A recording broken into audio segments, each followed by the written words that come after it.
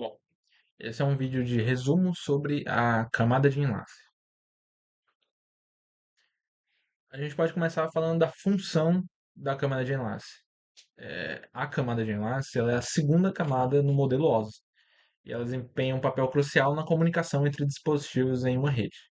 Sua principal função é transferir quadros, ou seja, frames, entre dois nós diretamente conectados, ou seja, dois dispositivos que compartilham o mesmo meio físico, tipo um cabo de Ethernet ou um cabo ou conexão sem fio, né? Cabo de internet é aquele cabo normalmente amarelo ou cinza que você liga no seu computador para ter internet, entendeu? Ou na televisão, enfim.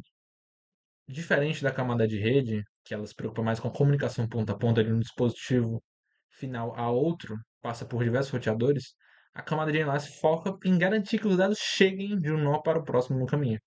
Isso inclui encapsular os dados da camada de rede em quadros e transmitir esses quadros para o próximo nó na rede. E a camada de enlace ela consegue oferecer até quatro serviços principais, eles ajudam a garantir uma transmissão eficiente e confiável dos dados.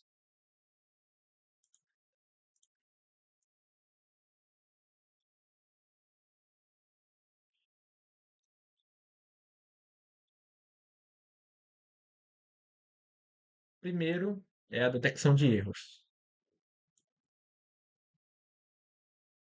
Cama- é, a camada de enlace ela consegue incorporar mecanismos que verificam se os dados foram corrompidos durante a transmissão. Uma técnica mais comum é o CRC, que significa Cyclic Redundance Check, que utiliza um algoritmo matemático e gera um código de verificação. Esse código ele é enviado junto aos dados no receptor e no receptor, né, o CRC é recalculado. Se o valor recebido e o valor calculado não coincidirem, sabemos que ocorreu um erro na transmissão. Isso permite que o receptor identifique quando os dados foram comprometidos. A camada de enlace também oferece correção de erros, como o ARC, que é um dos protocolos, significa Automatic Repeat Request. Ele também oferece a capacidade de corrigir erros se o receptor detectar que os dados estão corrompidos. Ele pode solicitar que o transmissor envie o quadro novamente, e isso melhora a confiabilidade da transmissão em redes com maior chance de erro, como conexões sem fio. O controle de fluxo garante que o transmissor não sobrecarregue o receptor com muitos quadros ao mesmo tempo. O receptor pode não ter a capacidade de processar dados tão rapidamente quando são enviados. Para evitar isso, o controle de fluxo implementa mecanismos onde o receptor informa o transmissor sobre o ritmo adequado para o envio de novos dados. Isso previne perda de pacotes e congestionamento. Na camada de enlace, os dispositivos são identificados por endereços físicos, os MAC address, que são números únicos atribuídos a cada interface da rede. Esses endereços são usados para garantir que dados sejam entregues ao destinatário correto dentro da mesma rede, diferente dos endereços de IP, por exemplo, né?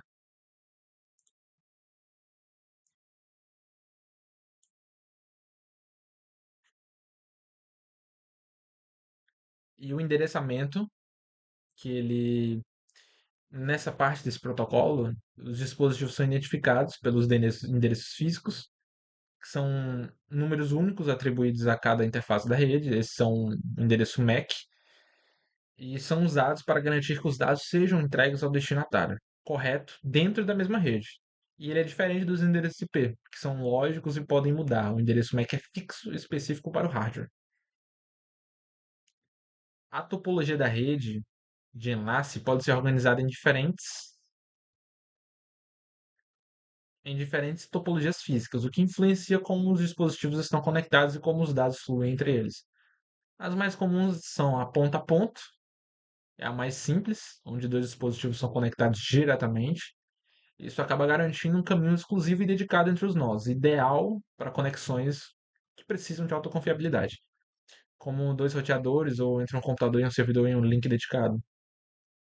O barramento e estrela. Na topologia em barramento, todos os dispositivos compartilham o mesmo meio de transmissão, como o cabo único. Embora simples e econômica, essa topologia pode acabar levando à colisão de dados, uma vez que vários dispositivos podem tentar transmitir ao mesmo tempo. Já na topologia em estrela, cada dispositivo está conectado diretamente a um switch central, que gerencia o tráfego de dados. Essa topologia acaba sendo mais comum em redes locais modernas, que são as LANs. É porque ela é eficiente, permite fácil gerenciamento e expansão na rede. Agora sobre os protocolos de múltiplo acesso. O objetivo desses protocolos é, o objetivo dele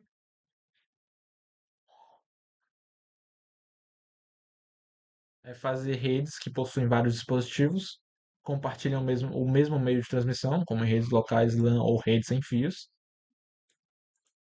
Ele é necessário nesses cantos. E o principal desafio é evitar que dois ou mais dispositivos transmitam ao mesmo tempo, que causaria uma colisão de dados.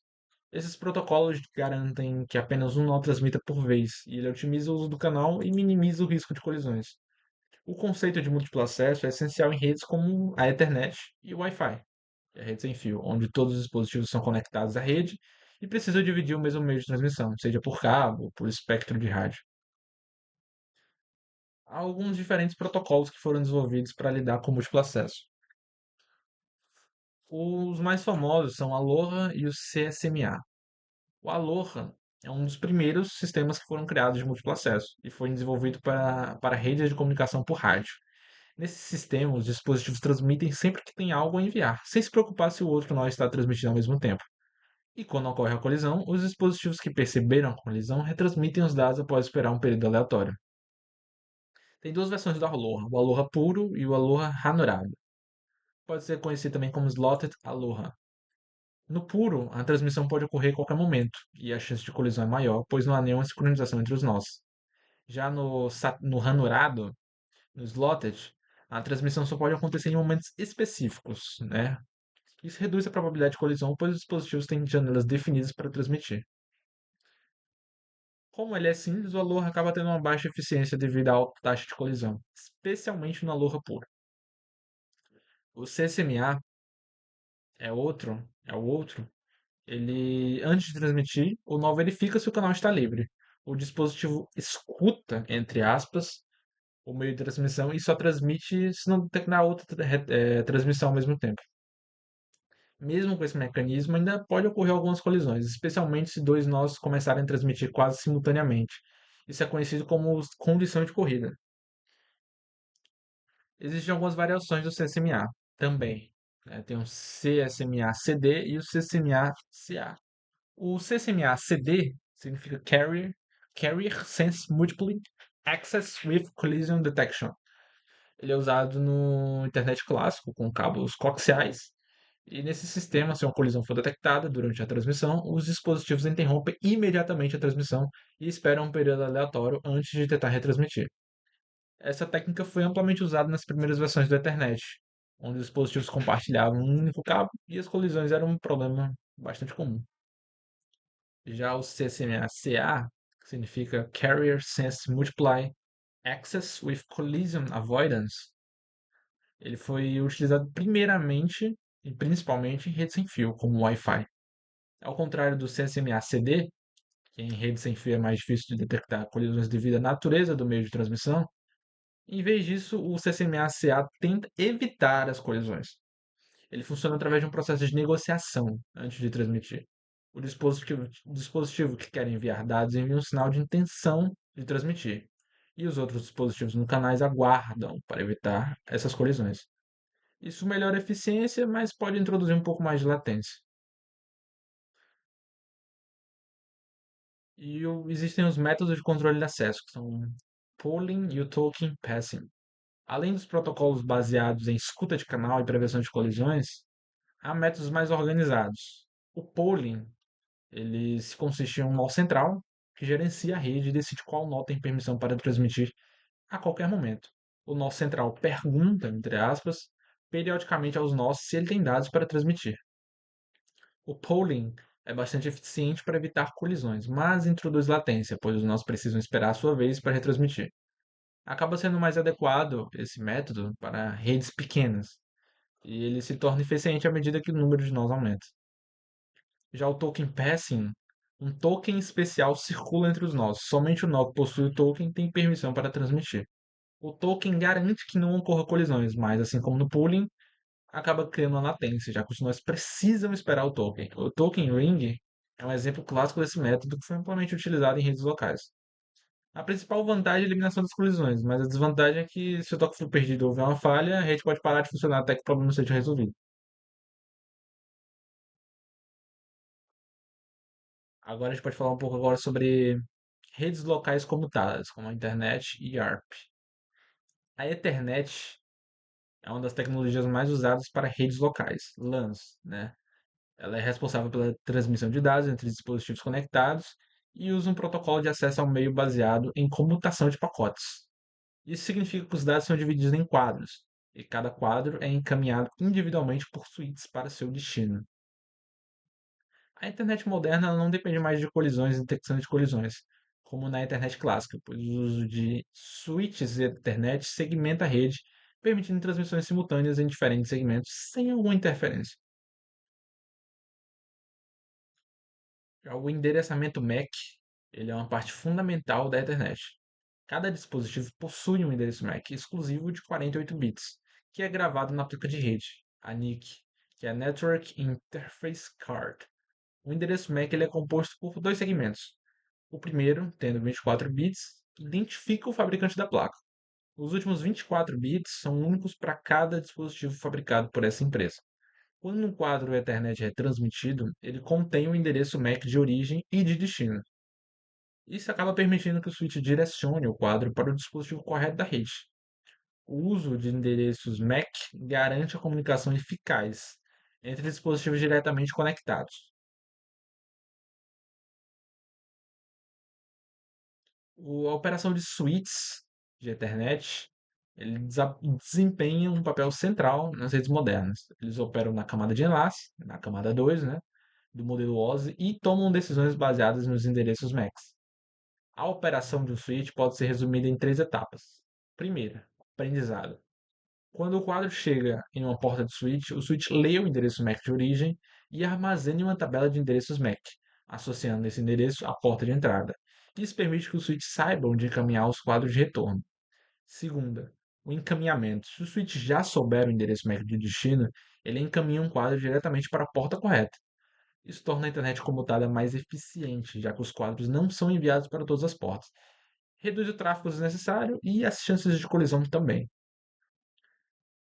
Outro método é o flooding, que é a difusão. Se o switch não souber para qual porta enviar o quadro, ou se o quadro for de broadcast, ele envia uma cópia do quadro para todas as portas, exceto a de origem. Esse processo é chamado de flooding. Ele é necessário até que o switch aprenda os endereços MACs do dispositivo da rede. A tabela de endereços MAC é temporária e tem um tempo de vida associado. Após um tempo, se o endereço MAC não for mais visto, ele é removido da tabela para liberar espaço.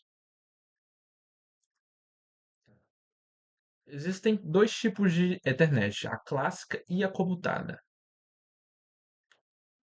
Na internet clássica, usava-se um cabo coaxial compartilhado, onde todos os dispositivos estavam conectados ao mesmo meio. A internet clássica também utilizava um protocolo, que era o CSMA-CD, que já falamos antes. Os dispositivos eles escutavam o canal e, se não houvesse transmissão, enviavam seus dados. Se uma colisão fosse detectada, os dispositivos paravam de transmitir e tentavam novamente após um intervalo aleatório. Isso limitava a escalabilidade da rede e a largura de banda disponível, já que múltiplos dispositivos compartilhavam o mesmo cabo. Já na comutada, com a introdução dos switches, a internet evoluiu para um modelo mais eficiente. Cada dispositivo se conecta diretamente a uma porta do switch, criando segmentos dedicados para cada comunicação. Isso acaba eliminando as colisões e permite as transmissões simultâneas em diferentes partes da rede. A internet comutada também suporta maiores larguras de banda e é a base de redes locais modernas com velocidades que podem ir de 100 megabytes por segundo a 100 gigabytes por segundo, giga, gigabits por segundo, né?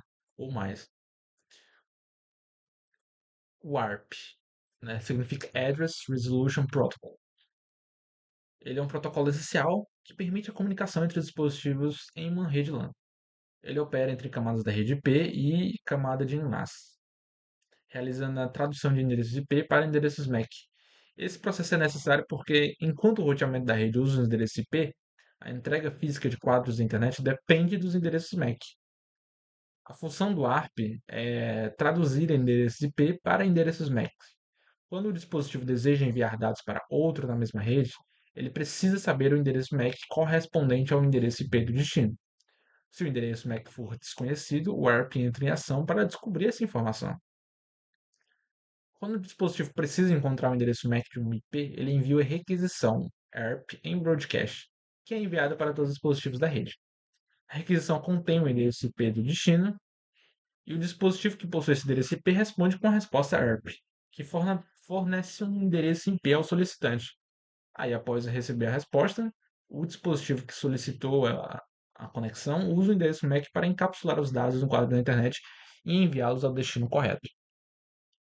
O cache ARP, ele serve para evitar requisições ARP repetidamente para os mesmos dispositivos. Os computadores do switch armazenam temporariamente a correspondência IP-MAC em um cache ARP. Esse cache contém entradas que são removidas automaticamente após algum tempo, ou quando não são mais necessárias. Isso acelera o processo de comunicação na rede, reduzindo o tempo de descoberta de endereços MAC.